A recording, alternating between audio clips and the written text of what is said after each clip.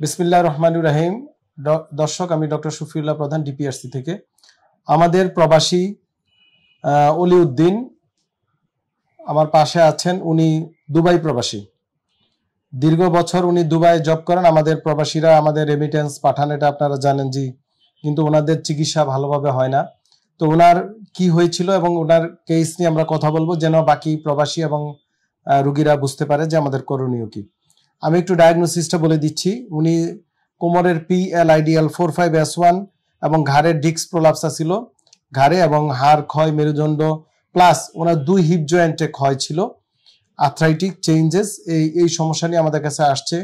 উনি দীর্ঘ দুবাই আছেন এবং আমাকে আমরা প্রায় 1 মাসের বেশি, 1 মাসের মতো আমাদের এখানে ডিপিআরসিতে আছে। সো আমরা এই জাতীয় রুগীদেরকে অপারেশন বিহীন কনজারভেটিভ চিকিৎসা দিয়েছি, এবং ওনার মুখে আমরা একটু শুনবো যে উনি এর আগে কি চিকিৎসা দিয়েছে এবং একই জাতীয় চিকিৎসা ওনারা দুবাইও দিয়েছে উনি, সেখানে কি রেজাল্ট, আমরা কি করছি, এটা নিয়ে একটু আলোচনা করব। তো আপনি একটু আপনার পরিচয় দিয়ে আপনার হিস্ট্রিটা যদি সবাইকে বলেন, আমরা শুনি। আসসালামু আলাইকুম ওয়া রাহমাতুল্লাহি ওয়া বারাকাতুহু। আমার নাম অলিউদ্দিন, আমি দুবাই প্রবাসী। আমি দীর্ঘ 3 বছর যাবত অনেক কষ্ট করতেছি PLID নিয়ে। তো প্রথমত আমি দুবাইতে আমার আমার কোম্পানি থেকে মেডিকেল পারপাসে অনেক ট্রিটমেন্ট করাইছেন।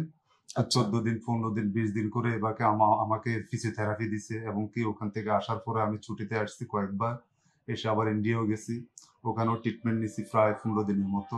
আমি সুস্থ হই নাই। আমি ব্যালেন্সিং এর সমস্যা ছিল আমার বেশিরভাগ, আমি দাঁড়াতে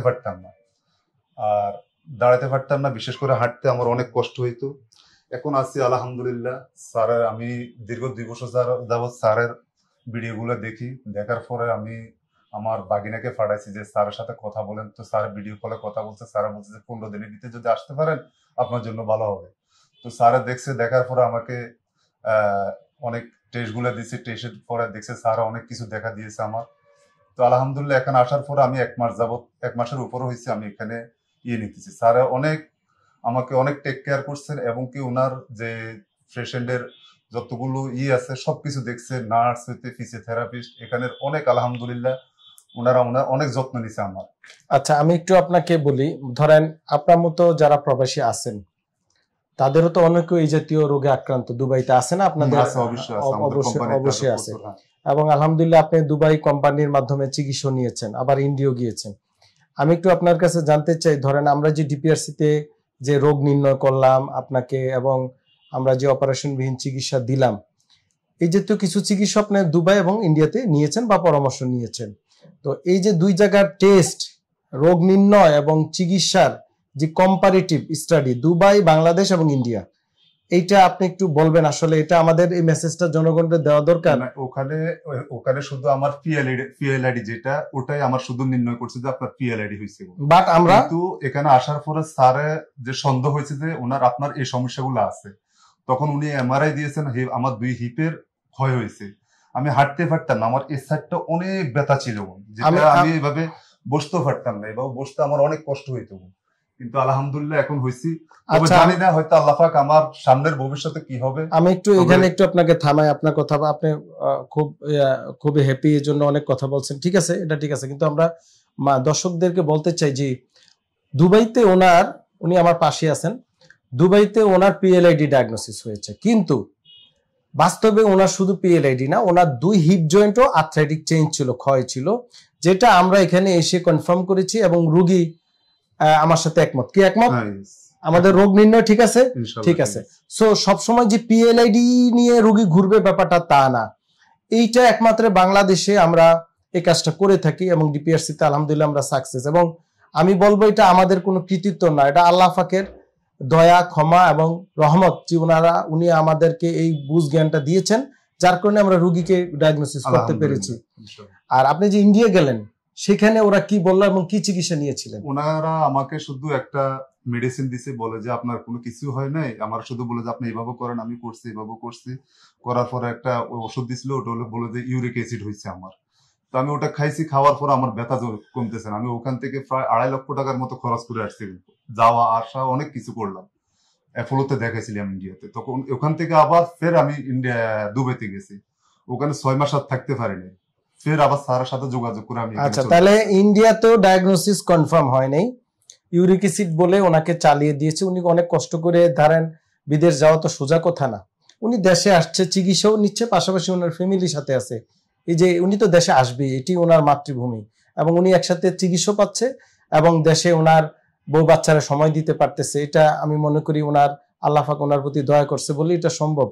কিন্তু ধরেন এই যে আপনি দুবাইয়ে চিকিৎসা নিলেন, ফিজিওথেরাপি নিয়েছেন আপনার ভাষা অনুযায়ী, সেখানে যাই নিয়েছেন সেই চিকিৎসা ফিজিওথেরাপি যে পদ্ধতি বা যা দেয়, যে জাতীয় চিকিৎসা দেয়, আর আমাদের এই দুইটার মধ্যে তফাৎ আমি জানতে চাই।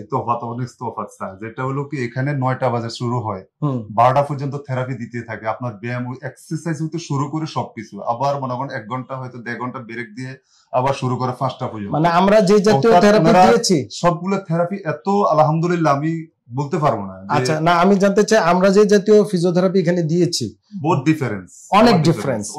দেখেন দুবাই এত উন্নত রাষ্ট্র এবং দুবাইকে সারা মধ্যপ্রাচ্য ফলো করে, সৌদি আরব এখন তাদেরকে ফলো করে, কিন্তু আলহামদুলিল্লাহ ফিজিওথেরাপি পুনর্বাসন চিকিৎসায় আমার এই রোগীর ভাষ্য অনুযায়ী আমরা অ্যাডভান্স, ডিপিআরসি মোর দেন অনেক গুণে অ্যাডভান্স।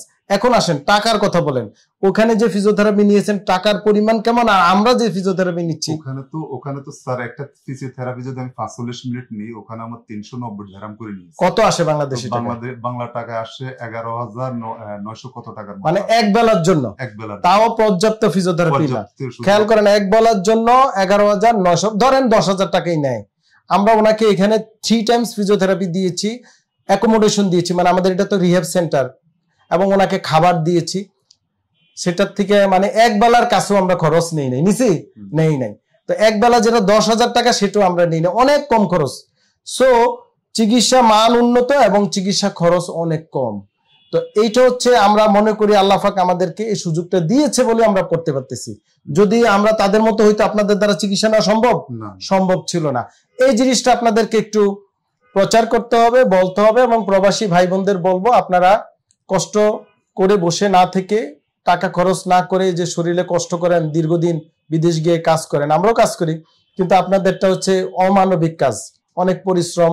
আপনাদের কেউ সান্ত্বনা দেওয়ার লোক থাকে না, শুধু বিদেশ থেকে, বাংলাদেশের থেকে শুধু ডিস্টার্বিং লোক আছে।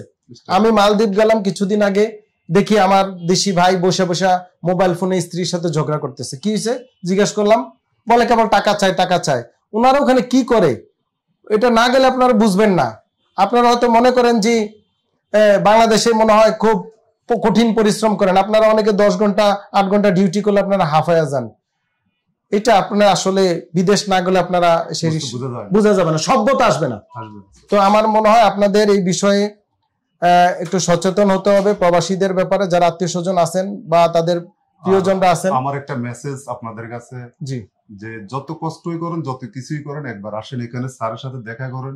যদি কমসে কম চিকিৎসা না নিতে পারেন, একবার আসে দেখে যান এখানের কি হাল অবস্থা। স্যারও খুব ভালো মাইন্ডের মানুষ, এমনকি আমি দেখি নাই, আমি 3 বছরে অনেক জায়গায় ঘুরছি, তবে জানি না হয়তো নেক্সট টাইম আমার কি হবে সেটা বলতে পারি না। উপরওয়ালা আলহামদুলিল্লাহ ওনাদের উসিলায় আমাকে হয়তো যদি মুক্তি দান করে, আলহামদুলিল্লাহ এখন আমি সুস্থ আছি।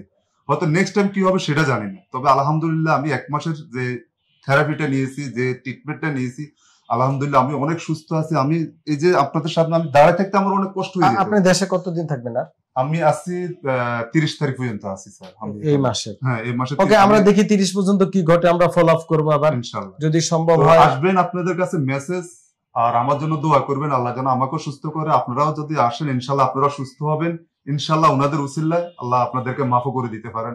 এটা অনেক কষ্টদায়ক রোগ। আল্লাহ, আমি মনে করি আমার দুশ্মন যদি থাকে তাকেও এই রোগটা না দে। তো আসবেন ইনশাআল্লাহ, স্যারের সাথে দেখা করবেন। স্যার অনেক ভালো মনের মানুষ, অনেক টেক কেয়ার করে, কয়েকবার দেখাশোনাও করে রোগীদেরকে। খুব ভালো লাগছে আমার, আমি 1 মাসে বলতে পারি না, আমি মনে করি আমার ফ্যামিলির মতো হয়ে গেছে। এমনকি স্যারে আসলে ট্রিটমেন্ট যখন দেয়, উনি হাসি হাসি কথা বলেন, উনি অনেক রসিক ভাবে কথা বলেন, এটাই আমার সবচেয়ে ভালো লাগছে। আমি কোথাও পাই না এই 3 বছরে। আমি অনেক ডাক্তার দেখাইছি, অনেক হোমিওপ্যাথিক খাইছি, অনেক কিছু। আচ্ছা, আপনি কিন্তু লাস্টের দিক দিয়ে আবার আপনার ওয়াইফকেও দেখাইছেন? হ্যাঁ, আমি আমার ওয়াইফকেও দেখাইছি, এমনকি আমার ওয়াইফকে আনি আমার স্যারকে দেখাইছি, স্যারও দেখছেন ভালো।